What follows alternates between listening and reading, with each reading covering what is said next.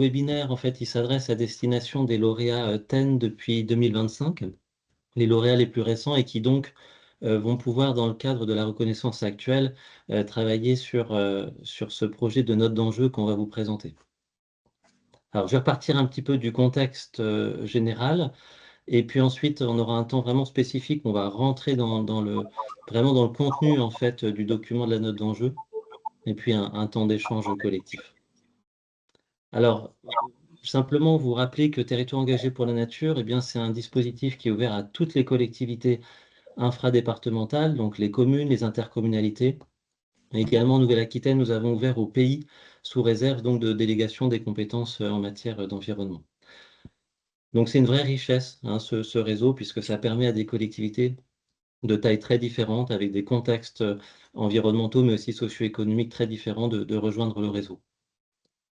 Le fil conducteur de Territoire engagé pour la nature, eh bien, c'est que toutes ces collectivités s'inscrivent dans une démarche d'amélioration continue, hein. C'est-à-dire que l'objectif, c'est vraiment qu'au fil des années, les collectivités puissent petit à petit franchir un petit peu des paliers d'engagement. Et donc, voilà, certaines démarrent, je dirais, un peu du tout début. D'autres sont déjà plus avancées dans leur connaissance et dans leur engagement en faveur de la biodiversité. Mais quoi qu'il en soit, l'objectif, c'est que au fil de la reconnaissance TEN, elles puissent eh bien, aller plus loin dans leur engagement, dans les actions qu'elles portent et dans la mobilisation des acteurs de leur territoire autour de la biodiversité. Alors, il y a une question un petit peu centrale qui est en fait l'adéquation entre les actions portées par les territoires engagés pour la nature et les enjeux prioritaires de biodiversité identifiés dans leur territoire. Ça fait vraiment partie de ce processus d'amélioration continue. Et donc, pour nous, c'est vraiment, ça guide en fait notre accompagnement que d'aider petit à petit les collectivités à essayer de répondre à ces enjeux prioritaires. Encore faut-il les identifier.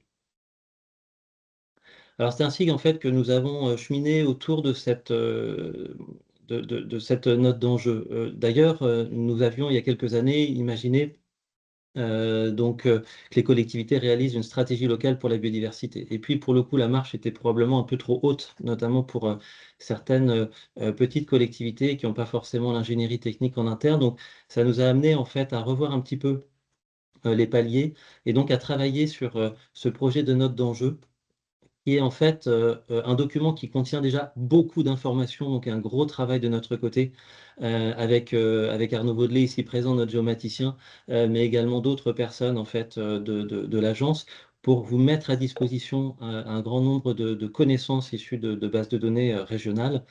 La démarche en fait est de vous mettre à disposition ce document et donc de vous accompagner pour que vous puissiez en fait vous l'approprier et puis bien sûr compléter en fait ce document via une interprétation cartographique pas à pas.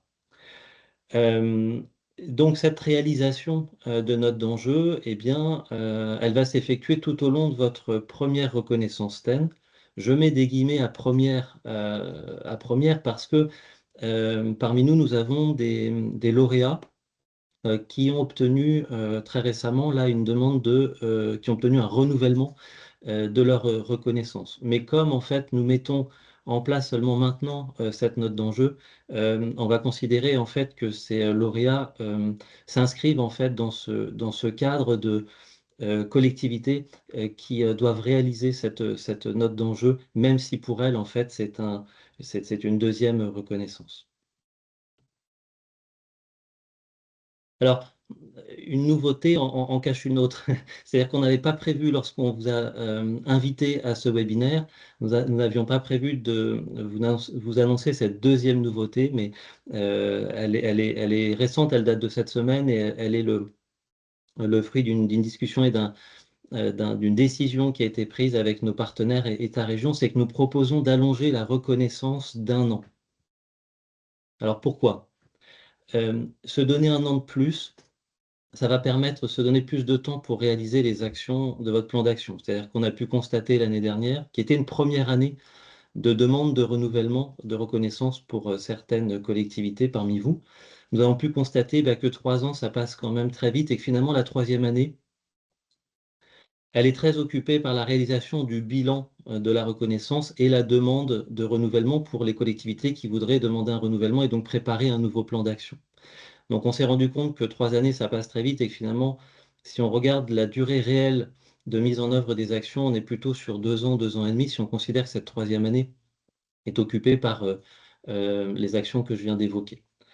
Donc l'idée de se donner une année de plus, c'est à la fois prendre plus de temps pour ce que je viens d'évoquer là, et c'est aussi eh bien, se donner plus de temps pour rédiger cette note d'enjeu que nous allons vous présenter. Donc très concrètement, ça veut dire que parmi nous, ce matin, il y a des collectivités qui ont eu une reconnaissance sur la période 2025-2027. On va vous proposer d'étendre cette reconnaissance jusqu'à 2028. Et pour celles qui sont des nouveaux lauréats, ou bien des lauréats qui viennent d'obtenir un renouvellement de reconnaissance, donc sur la période initialement 2026-2028, nous allons vous proposer d'étendre jusqu'à 2029, de façon à ce que voilà, vous ayez cette année supplémentaire et qui va vous permettre aussi eh bien d'avancer pas à pas dans la rédaction de cette note d'enjeu. Alors pourquoi réaliser une note d'enjeu? Ben, j'ai commencé un petit peu à l'évoquer, mais c'est cette idée à la fois de permettre en fait eh bien d'avoir un diagnostic assez large à l'échelle du territoire, donc permettre à la fois de compléter la connaissance que vous avez déjà de l'état de la biodiversité dans votre territoire, mais aussi des enjeux de biodiversité au sein de votre territoire, de le faire en impliquant les acteurs du territoire dans cette démarche. Également, peut-être de mettre plus en évidence certains liens avec les activités économiques de votre territoire, le cadre de vie, puisque dans la note d'enjeu, il y a une partie qui concerne les services écologiques. Et puis, eh bien, pouvoir replacer les futures actions de biodiversité que vous proposerez dans le cadre de territoires engagés pour la nature ou plus largement dans vos démarches environnementales, de pouvoir les replacer dans un contexte de territoire et donc essayer de mieux répondre à cette adéquation que j'évoquais de réponse aux enjeux prioritaires de biodiversité du territoire. Voilà un petit peu les différents intérêts. Et je vous propose maintenant qu'on rentre plus spécifiquement dans la présentation du document et, euh, et l'accompagnement que nous allons vous proposer au cours des années qui viennent. Je te passe la parole du coup, Émilie. Oui, tu gardes le diapo ou je prends la main? Ouais, je te laisse, si j'arrive à quitter. Ouais, c'est bon. Je te laisse prendre la main. Hop. Est-ce que c'est bon, Baptiste? Ouais, impeccable. Super. Donc avant de rentrer dans le détail de la note, donc je vais effectivement vous présenter le document et le balayer avec vous. Je voulais d'abord vous présenter quelques petits points techniques et d'organisation, on va dire, autour de ce travail de note d'enjeu. Donc d'abord, en question de temporalité, donc Baptiste l'a bien évoqué, vous avez bien les 4 ans de la reconnaissance pour remplir le document, hein. On ne vous demande pas de le faire en 15 jours, loin de là. Ce travail donc de note d'enjeu, qui permet d'identifier les grands enjeux sur votre territoire, l'objectif, c'est de vous aider, à identifier ces enjeux. Si vous avez déjà des documents qui le font, on ne vous demandera pas de refaire la note d'enjeu. Au contraire, donc s'il y a déjà des documents existants, on vous demandera plutôt de nous les partager pour qu'on puisse les étudier ensemble et surtout ne pas vous demander de refaire un travail que vous avez déjà fait.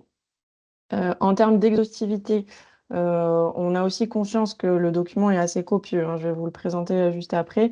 Mais, certaines des rubriques ou des cases qu'on a prévues dans ce document ne concerneront pas votre collectivité parce que, bah, voilà, votre territoire est pas concerné, parce que ça fait pas partie des compétences, de votre collectivité. Donc, on n'attend pas une exhaustivité complète dans le remplissage du document, aucun souci là-dessus. Et enfin, point important, l'objectif, c'est qu'on ne vous laisse pas seul, sur le remplissage de ce document et donc tout au long des 4 ans de votre connaissance, vous pouvez solliciter le pôle accompagnement, que ce soit pour des questions d'appropriation du document, de compréhension des questions ou des données qui sont présentées, des demandes de relecture de ce que vous avez pu produire ou juste des conseils sur la manière de le remplir. Donc ça, aucun souci pour nous solliciter au cours des 4 ans, pour remplir ce document. Donc, La note d'enjeu, l'objectif, c'est de répondre avec vous à 7 grandes questions qui sont: quelles sont les espèces présentes sur votre territoire et quels sont leurs états de conservation? Quels sont les milieux présents sur le territoire et également leur état de conservation? Est-ce qu'ils sont plutôt dégradés ou plutôt renaturés?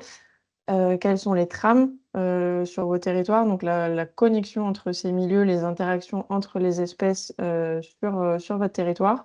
Quelles sont les pressions qui pèsent sur la biodiversité? Donc en termes de pollution ou de dégradation des milieux. Baptiste l'a abordé, donc on essaiera d'aborder aussi la question de la dépendance du territoire aux services écosystémiques. Donc même si ça, ce serait une rubrique un peu plus légère en termes de quantité de données parce qu'on n'est pas encore hyper équipé pour analyser ça. Mais voilà, l'objectif, c'est quand même de commencer à aborder cette thématique. Et puis, bien sûr, de faire ensemble l'inventaire des acteurs qui agissent et décident en faveur de la biodiversité et puis des actions qui sont déjà mises en œuvre sur vos territoires.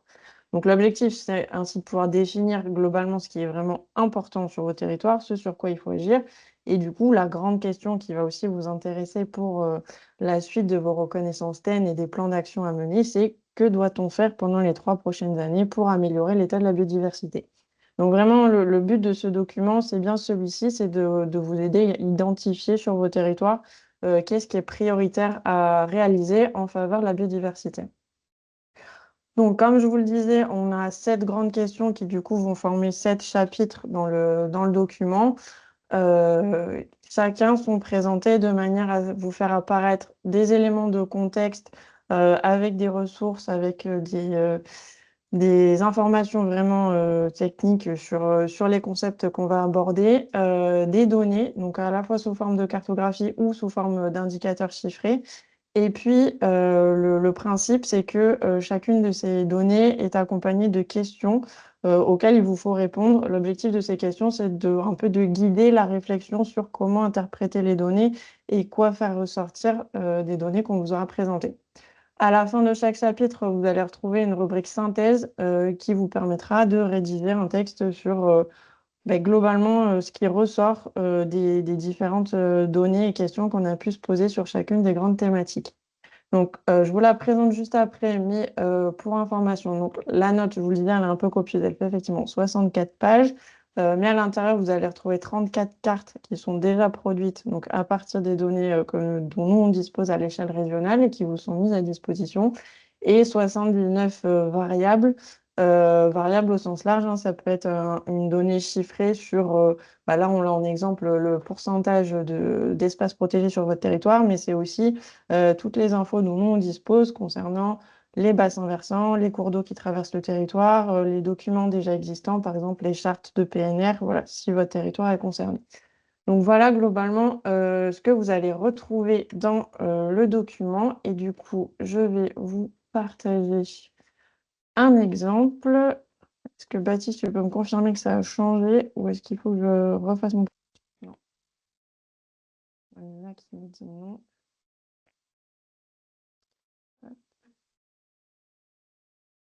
Ton micro est coupé, Baptiste. C'est bon pour nous, Émilie. Là, c'est Juste, bon. c'est Ouais. pas en plein écran. Oui, merci. Oui, mais là, du coup, sur le PDF, je pourrais pas le mettre en plein écran, donc je vais vous la balayer comme ça. Très bien. Donc là, j'ai pris un exemple donc, pour la commune d'Angoulême, hein, mais chacun de vos territoires recevra sa note d'enjeu personnalisée avec ses données. Hop là. Vous allez trouver en première page des encarts vous permettant d'inclure des photographies de votre territoire, donc idéalement des paysages, enfin en tout cas des éléments qui permettent d'illustrer les sujets qu'on va aborder dans la suite du document. Pour ça, il vous faudra a priori Adobe, même Reader, hein, la version gratuite, ou OnlyOffice. Si vous traitez le PDF à travers un navigateur, vous n'aurez pas la possibilité de rajouter les images. Mais voilà, je vous donne le point technique, sachant que c'est absolument pas l'élément crucial du document. S'il n'y a pas les photos en première page, tant pis, on fera sans. Voire vous nous les transmettez et puis on se chargera de les intégrer. Donc voilà, vous avez ces éléments-là. Et ensuite, la table des matières qui vous permet, donc, comme je vous le disais, de rejoindre chacun des 7 chapitres. Si on en prend un au pif pour vous montrer. Donc, par exemple, le chapitre sur les trames. Donc, à chaque fois, vous allez retrouver des éléments de description qui présentent un peu globalement ce dont va traiter le chapitre en question. Pardon, Une Émilie. Émilie, Ouais. est-ce que tu peux zoomer un petit peu pour qu'on puisse voir d'un petit peu plus près les éléments déjà remplis par la RB? Et je sais pas si c'est net parce que moi, mon écran l'affiche un peu flou, mais c'est peut-être juste une Ouais, question d'écran. ouais, c'est Non, mieux c'est là, pas merci. mal. Merci, super. Parfait. Donc là, on a par exemple la carte qui présente la trame boisée et arborée donc de la commune d'Angoulême. Euh, donc avec plusieurs indicateurs. Donc tous ne sont pas encore calculés parce que ça demande quand même un temps de moulinage de nos machines qui prenait du temps et on voulait pas trop retarder votre mise à disposition de documents. Donc certains éléments arriveront au fil de l'eau, mais ça vous empêche pas du tout de commencer à travailler dessus. Donc voilà, des éléments de cartographie. Donc des éléments d'indication. Donc là, on a par exemple la surface qui est concernée par les forêts présumées anciennes, donc issues d'une étude faite par le Conservatoire botanique. Et vous avez là la petite information en dessous de chaque carte, ce sera indiqué. Plus d'informations en annexe. Vous aurez effectivement un document annexe atlas cartographique avec toutes les cartographies présentées en format pleine page et puis des explications sur la manière dont on a créé ces cartographies et d'où sont issues les données. Et ensuite, donc vous avez des questions pour vous aider un peu à interpréter ces données, un encart dans lequel vous pouvez taper des choses et enregistrer surtout vos avancements. Et donc, vous verrez qu'il y a plusieurs encarts qui s'appellent Pour aller plus loin. Donc ça va concerner les territoires qui se lancent dans une stratégie locale biodiversité, puisqu'on a fait le choix de faire un document commun à la fois pour les TEN et pour les territoires qui se lancent sur une stratégie, donc qui ont besoin d'établir un diagnostic territorial plus complet sur cette thématique-là. Et donc, il y a des éléments à rajouter en plus, mais voilà, qui ne vont pas concerner l'ensemble des TEN. Et donc, comme je vous le disais, alors je vais revenir sur euh, les premières pages. Voilà, à la fin de chaque chapitre, vous avez un encart de synthèse. Et de manière à faciliter un peu l'utilisation du document, en fait, vous avez un renvoi vers la fin du document où vous avez toutes vos synthèses dans lesquelles vous pouvez faire un copier-coller de chacun des paragraphes pour, si vous souhaitez faire une extraction de juste des dernières pages, d'avoir l'ensemble des synthèses sur chacune des questions qui vous sont posées sur le territoire, donc chacun des 7 grands chapitres. Voilà pour ce que je pouvais vous présenter pour le moment sur le fonctionnement global du document. Après, voilà, le but, ce sera que vous puissiez prendre le temps de prendre connaissance de ce qui est attendu, de ce qui est inscrit dans ce document. Et donc, je vais repasser sur la présentation.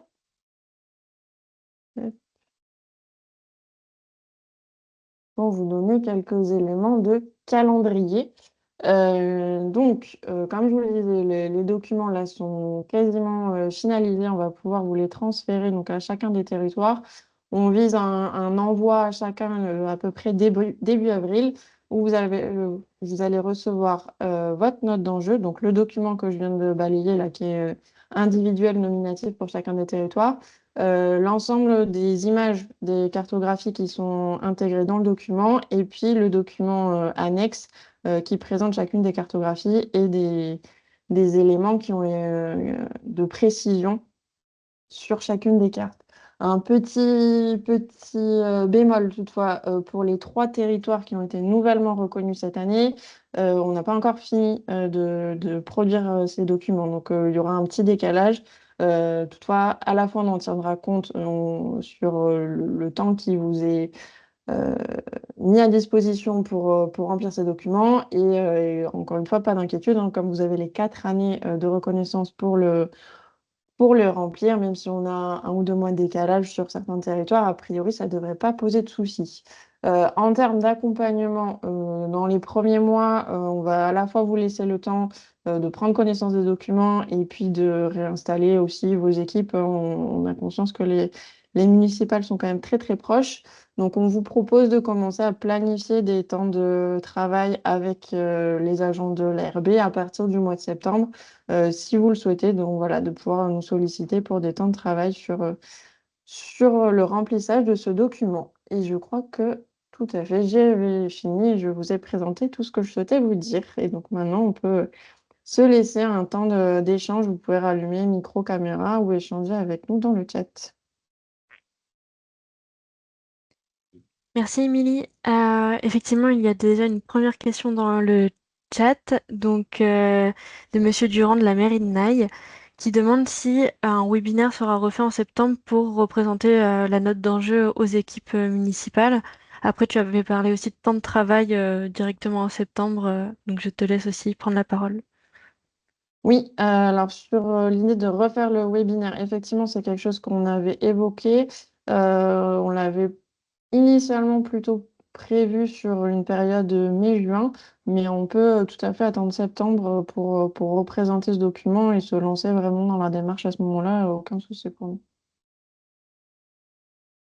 Ensuite, il y a Laurent Chabrol qui a levé la main. Je vous laisse prendre la parole. Oui, bonjour. Donc, je suis au CPIE de la Corrèze et on accompagne la ville de Brive sur son TEN. Bon, d'abord, je voudrais féliciter par ce nouveau document, parce qu'on a participé par le passé à d'autres territoires engagés. C'est vrai que la restitution était toujours un peu différente. Pour vous, je pense que ça sera beaucoup plus facile et pour nous aussi. J'avais une question. Si on constate des différences entre les documents cartos qui sont proposés et la réalité, je pense qu'on pourra actualiser ça. Enfin, je pense particulièrement à une prairie qui aurait disparu, qui aurait un lotissement qui aurait poussé à la place, par exemple. Voilà, des choses comme ça. Est-ce que il est prévu d'actualiser les cartes ou les documents qui seraient déjà pré-remplis? Alors, oui, plusieurs éléments sur le sujet. Tout à fait. Ce que j'ai pas précisé, c'est que nous, on vous met à disposition enfin, les données dont on a connaissance à l'échelle régionale. Si vous avez des choses plus précises ou plus actuelles sur votre territoire, l'objectif, c'est plutôt de traiter vos données plus précises, justement. Normalement, il vous sera possible de remplacer les cartes, donc de pouvoir cliquer sur la carte et d'en mettre une autre à la place si vous avez des éléments. De notre côté, de mettre à jour les bases de données, rééditer les documents. Ça se fera probablement dans 4 ans sur la prochaine reconnaissance quand on travaillera à la mise à jour des documents, suite par exemple aux actions mises en place durant le TEN. Ça va changer des choses sur le territoire, donc ça va aussi changer des choses sur les enjeux. Euh, je regarde Arnaud, mais a priori, on n'aura pas la capacité de mettre à jour ponctuellement les données. Ce sera plutôt des choses récurrentes, mais à pas de temps un peu large. Disons que les données qu'on utilise, c'est des données issues de bases de données soit nationales, soit régionales. En fonction du nombre de demandes, ça peut devenir trop chronophage pour nous et pour moi surtout de faire ces petits ajouts ponctuels. Donc moi, le mieux de mon côté, c'est d'avoir une donnée qui est toujours la plus à jour possible pour que vous ayez des données plus proches de la réalité. Euh, mais mettre à jour ouais, les cartos en ajoutant ponctuellement en corrigeant ponctuellement une carte, je pense que ça va être trop lourd de mon côté. Après, vous pouvez très bien, à côté de la carte, soit même sur la carte coloriée, ou alors mettre une petite note à côté pour préciser sur telle parcelle, ça a été, la donnée est pas bonne et il manque quelque chose, ou ça a été supprimé, etc. D'accord, parce que j'avais vu, mais notamment sur le cas de Brive, donc le référentiel qui est utilisé pour les habitats, c'est ENIS, hein, je pense, c'est ça, non? Enfin, nous, sur les habitats, on n'a pas précisément de données sur les habitats encore. Après, il y a la donnée Ouais. Carab qui est en train d'être diffusée au niveau régional. J'ai pas encore Hmm.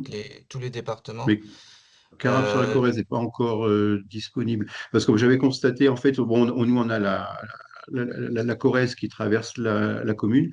Et il y a tout un tas de petits ruisseaux qui n'apparaissent pas donc, sur les cartes qu'on peut trouver sur le Ouais, ouais. géoportail ou sur les cartes du CBN, par exemple. Oui, bah, c'est tout l'enjeu du coup des CSLV, c'est que vous avez vraiment la connaissance sur votre territoire et vous allez pouvoir aller plus loin que les données des bases de données régionales qu'on a. D'accord. Ouais. Très bien, merci. Et si vous avez la compétence dans vos structures, vous pouvez très bien compléter la note avec vos propres éléments. D'accord. Merci. Je passe donc la parole à Natacha Kono, s'il vous plaît. Oui, bonjour Natacha Conot de Charente-Limousine. J'avais deux questions. D'une part, on va recevoir cette note d'enjeu pré-remplie, en tout cas sur les données, enfin certaines données. Est-ce que, dans un premier temps, est-ce que c'est des données qui sont publiques? Est-ce qu'on peut les réutiliser, nous, pour élaborer? En fait, on est en cours d'élaboration de notre PLUI. Donc du coup, voilà, si déjà on pouvait savoir si c'est quelque chose qui peut être capitalisé. Et aussi, donc, dans le cadre de l'élaboration de ce PLUI, on aura également une réflexion sur la trame verte et bleue. Donc ça, on pourra vous le transmettre par la suite pour compléter la note d'enjeu. Et on est également dans un cadre d'élaboration de notre ABI. Donc forcément, là, aujourd'hui, on n'a pas encore les éléments. Donc c'est pareil, ça pourra venir compléter. Donc si j'ai bien compris certains chapitres, on fera juste référence à ces documents-là. On n'aura pas forcément nécessairement à recompléter la note, à synthétiser. Alors oui, effectivement. Donc sur la première question, les données qu'on vous donne, ce sont des données publiques, hein, donc aucun souci pour que vous puissiez réutiliser les cartes. Vous aurez la mention des sources à chaque fois de ce qui a été utilisé pour produire les cartes. Toutefois, c'est à échelle régionale, hein, donc vous verrez s'il y a besoin de repréciser des choses, notamment à l'échelle du PLUI. Mais en tout cas, oui, aucun souci pour que vous puissiez réutiliser les cartes qu'on vous fournit. Et sur l'alimentation du document, donc à la fois, oui, le document, vous avez 4 ans pour l'alimenter, donc s'il y a des choses qui arrivent en cours de route, vous pouvez les intégrer au fur et à mesure. Si vous avez le document Atlas avec un rapport complet qui est rédigé à côté, vous nous dites, bon voilà, ce chapitre fait référence à l'Atlas, on l'a déjà traité, on ne va pas rédiger de manière très très précise tous les éléments, ou alors vous faites des copier-coller depuis votre rapport d'Atlas dans la note, ça pas de souci aussi. Très bien, merci. Alors, une question dans le chat, je pense que ce sera plus Baptiste qui pourra y répondre, c'est comment formaliser la prolongation de 1 an de reconnaissance TEN? Est-ce qu'il y aura besoin donc d'une délibération, de quelque chose? Alors, ça n'a pas encore été défini. C'est quelque chose donc voilà, qui a été décidé cette semaine, je le disais. Donc, il va falloir le formaliser, mais sur les modalités de la formalisation, on l'a pas encore défini. Donc, voilà, on reviendra vers vous par contre rapidement pour effectivement qu'il y ait une formalisation officielle. Merci Baptiste. Je passe donc la main à Dominique Guinaud, si vous voulez bien rallumer votre micro, s'il vous plaît. Fait, bonjour. Donc nous, on est le renouvellement donc, de la candidature, puisqu'on fait partie du premier wagon 2022. Alors on avait bénéficié d'un an de plus, puisqu'on avait eu les résultats qu'en cours d'année 2022 déjà. Donc c'est sur 4 ans, c'est pas du luxe. Hein. Et alors c'est vrai qu'il y a le problème du changement des équipes municipales. Je me souviens, il y a un an, la question s'était posée pour le renouvellement. Quelqu'un avait dit, la prochaine équipe verra bien ce qu'elle fera. Moi, j'avais dit non, pas question. On est dans une trajectoire, on continue, surtout que ça fait des années que la commune est engagée, c'est la commune de La Celle-du-Noise en Creuse. Et donc là, on a délibéré, alors il y a eu quelques petites tensions en interne. On a récemment un conseiller qui était adjoint, c'est des anecdotes, a contesté le renouvellement, qui a été adopté à l'unanimité. Alors par contre, on change d'équipe. Alors l'intérêt quand on change d'équipe, là il se trouve que je suis dans la nouvelle équipe, donc c'est bon, il y aura une continuité. Le risque, c'est en effet la rupture, voilà, hein, avec des nouvelles équipes qui ne seraient pas du tout inscrites dans l'esprit et dans justement le renouvellement. Donc pour nous, il n'y aura pas de problème, mais justement par rapport aux délibérations, on en a une qui est très récente, confirme donc la candidature. De toute façon, on a eu le renouvellement. Et donc, justement, c'est une question. Est-ce qu'il faut refaire une délibération, justement, avec les nouvelles équipes? Ça, c'est Est-ce que c'est nécessaire ou c'est pas nécessaire, quoi? Sur ce point-là, c'est pareil, je préfère là, que le webinaire, vraiment, on reste sur la note d'enjeu. Et effectivement, on va revenir vers vous sur ces aspects, justement, post-élection et quand il y a des changements d'élus. Effectivement, voilà, nous, on a besoin de s'assurer en fait qu'il y a toujours un portage politique par la collectivité, ça c'est important. Là aussi, sur les modalités, je propose qu'on vienne vers vous dans un deuxième temps. Il n'y aura pas de problème à notre niveau, hein, avec la nouvelle Euh, équipe. Dominique, est-ce que vous avez des questions sur la note d'enjeu ou c'est OK pour vous? La note d'enjeu, ben, comme vous dites, enfin, Émilie disait s'il y a déjà des documents comme la place de la biodiversité. Enfin, alors, on a parlé du PLUI aussi. Je crois que c'est extrêmement important d'articuler les PLUI avec les notes d'enjeu. Parce que souvent, les élus ont une grande méconnaissance de tout ce qui est environnemental, hein. Le Mm. SRAD vient de terminer, enfin, pas complètement, mais le PLUI intercommunal.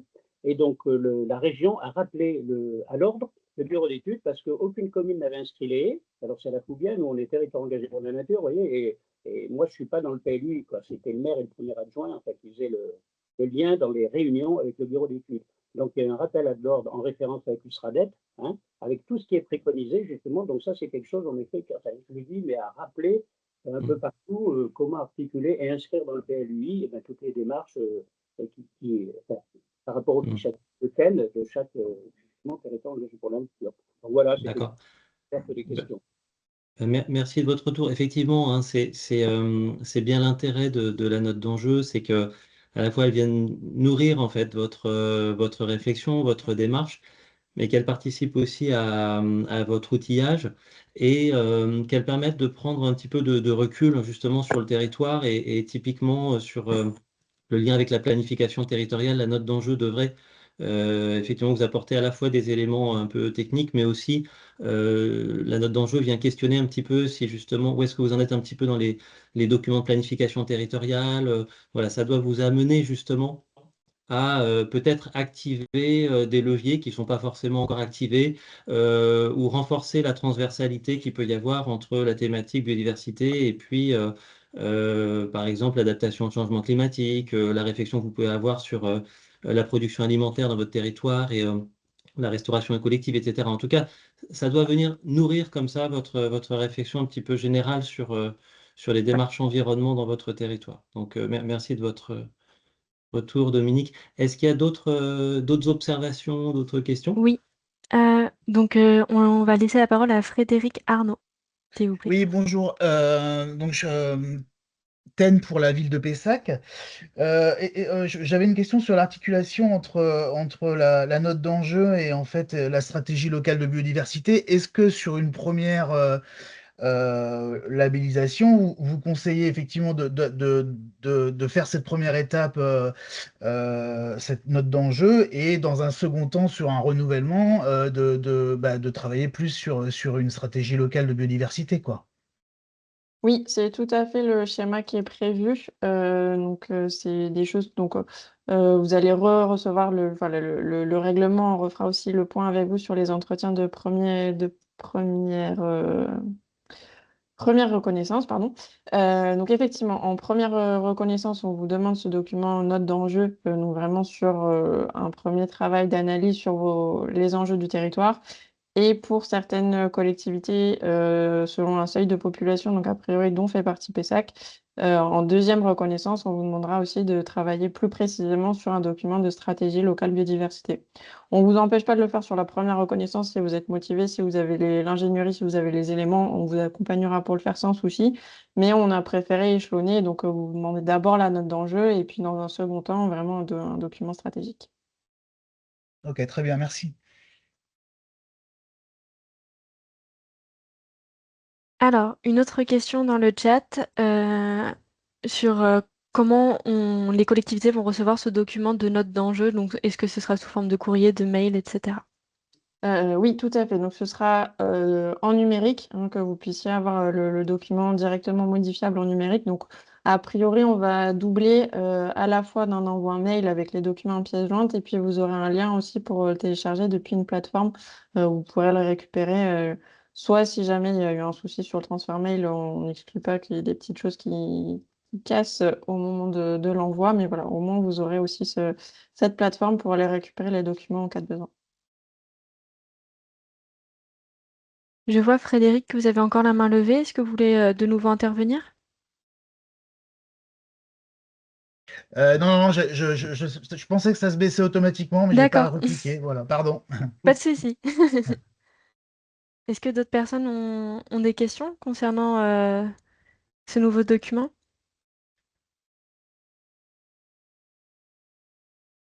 Pour le moment, je ne vois pas de nouvelles questions dans le chat ou de mains levées. N'hésitez pas.